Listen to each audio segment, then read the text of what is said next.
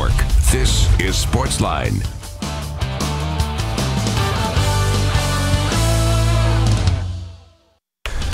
All right, everybody, hello and welcome in to SportsLine on NewsChannel 5. Plus, we've got a special show tonight. Steve Lehman here with you. A couple special guests in studio. We have Belmont Head basketball coach Casey Alexander, Tennessee State basketball coach Brian Penny Collins in studio tonight. We're going to talk some basketball, but we're also going to talk a special event coming up. And Casey, I'm going to ask you about the Cubs at some point, too, and what's going on with them. 1-0 right now in the bottom of the second. Okay, well, that's good.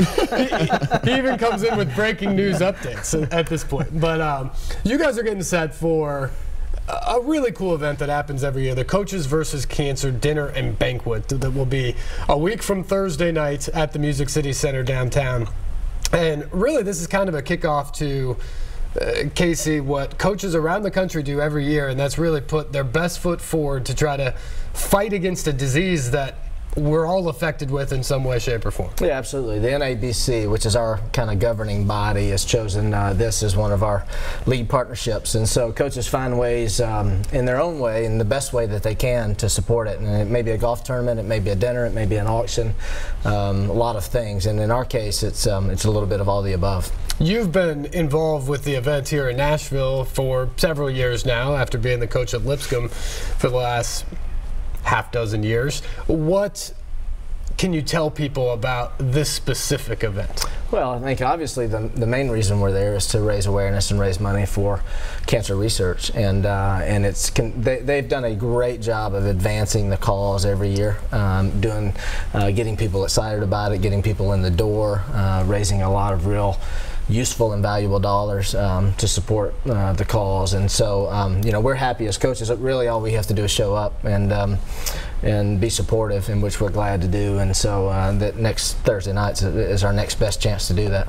Penny, you got the chance to be a part of it last year with your first year as the head coach at Tennessee State. What did you see in your involvement with it in year one? You know, just the simple fact that it was very touching to me just to see hear some of the stories of the different patients and that have been through this cancer, and it just touches so many lives and touches so many families. There's not many people that that you know that doesn't know somebody that has been through cancer, and just it's just one of those things that once you kind of see it up close and personal, it kind of touches the heart.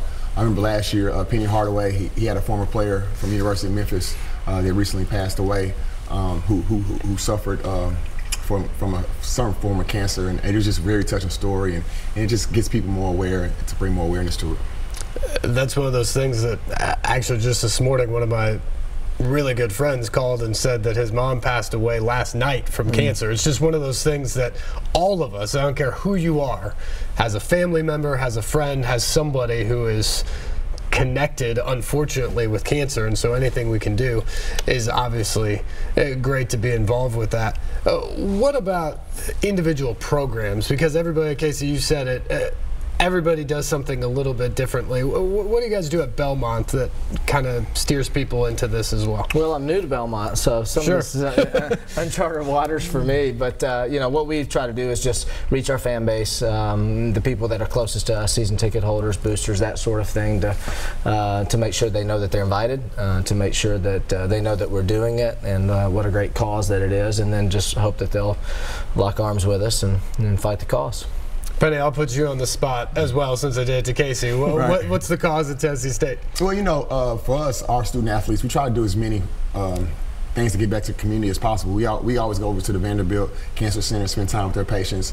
But as far as this event specifically, for me personally, just the fact that we're able to get out there and give something for the people there to bid on. We have a lot of different experiences that we like to give. Like, for example, this year when we play against Belmont, we may be able to auction off the opportunity to come sit and be a coach for the game, and the people in the stands will be able to bid for that, and that money will go directly toward the Coaches versus Cancer research. Can I bid for that?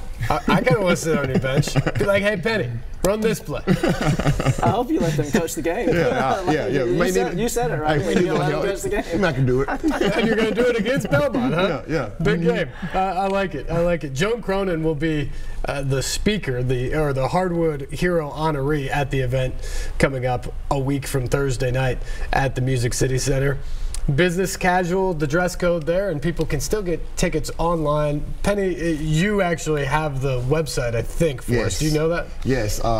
You mind if I read it? Yeah, go ahead. Yeah, so Carolyn, who's kind of been in charge of this, has done a great job of really kind of pushing the envelope for us coaches. And guys can still buy tickets and learn more about the event at www.coachesversuscancertennessee.com. That's www.coachesversuscancertennessee.com. All right. People should definitely check that out and support the cause in any way, shape, or form. And I know around the country, you look at different programs. Some programs have their student sections doing various things and how they raise money for it. Other schools do it by three-pointers. That would be great at Belmont because you guys knocked down so many of them, and just various different things around the country. So if you're out there and you're listening to this program, maybe you can't go to the event next Thursday night, but certainly find your team and see what they're doing and see if there's a way to get involved by pledging for a three-point shot or whatever it can be, because again, this is something that affects all of us for sure.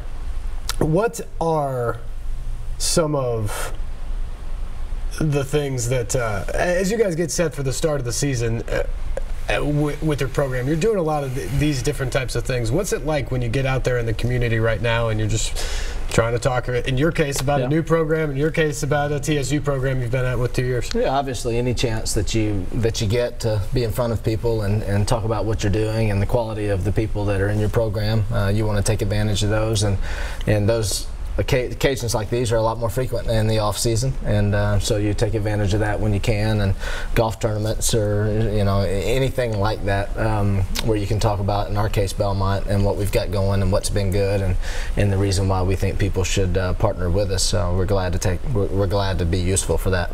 How's your golf game going right now, buddy? My golf game's getting better, but the season's over now, so it'll go back into the tank quickly. Well, I don't play golf, but I'm a Netflix watcher, so I'm catching up on all my. You're binge watching. I'm binge watching in my off time. All right, what are we watching then? Oh, I think I just finished 13 Reasons. Okay. One of the season 3 or something like that, so I'm a big fan of that show. Right. But yeah, it's the same thing as Casey said. Anytime we get a chance to put our guys up front and just bring awareness to everything we got going on, it's always a positive. Both you guys have your teams back on campus now. School's underway. Penny, what's it like this time of year? You're allowed to be in the gym with them, right, to some degree, can't you? Yes, we just actually kind of started this week, picking back up where we left off this summer. It's been great. We have a whole new group this year. We have pretty much 11 new guys, only 2 returners from last year. We have 4 seniors, so giving a lot of responsibility to those guys, and it's been fun. The guys are working their tails off. I'm excited to coach this new group. Casey, when you look at your team and getting in the gym really for the first time, we'll talk about your summer trip coming up later on the program, but to get in them with them in the fall right now, how valuable time is that? Yeah, well, any time you have with your team is pretty valuable. And I got the job so late in the spring season that exams were literally about 10 days away, and we had to shut it down. So I didn't have any chance to spend time with our team until the summer, and so that was really useful. Then we had our trip and got some practices in there, so that was useful. And for us, in Division I, you get basically from the time your season ends until the time the next season starts, you get 4 hours a week on the floor. There's some times where you don't get any time, but it really never ends. Yeah, there's no question about that. And this time right now in late August, or I guess now early September, that hasn't always been there, has it? It's changed a little bit for you guys where you get a little bit more time with your players? It's definitely evolved. It used to be where in the summer you had no time on the floor, and then you'd come back in the fall and you would have 2 hours a week, but you could only have up to 3 or 4 guys per session. And so you literally did not have your team together until the first day of practice, which was mid-October. And now any off-season time you get 4 hours a week. You can have the whole team if you want it. And so when practice starts, I think the only people that are excited about it are the coaches, because the players are like, man, we've been doing this since May. What's the big deal? Yeah. Penny, for you, when you get them out there and you get that extra time, do you use it as team stuff for the most part? Do you use it as individual stuff? How do you break down the time? Yeah, we try to mix it up. We try to do a nice even base of team versus individuals every week.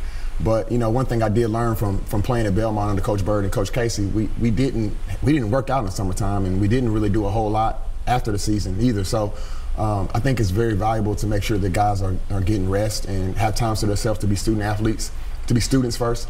But now that we are in the gym, we take advantage of it, but also it's a long season. My, how the times have changed. 15 years ago, he just said he didn't do anything in the summer when he played for you. Now you guys are running around with everybody possible. I'll second that. He didn't do anything in the summer. Oh, wow. Casey Alexander, Brian Penny-Collins in studio with us tonight. We are going to talk much more about college basketball, some of the topics going on there. We'll talk about TSU. We'll talk about Belmont. We'll get you set for hoops, which I guess is about a month away for the real season starting, even though your players feel like practice has already begun.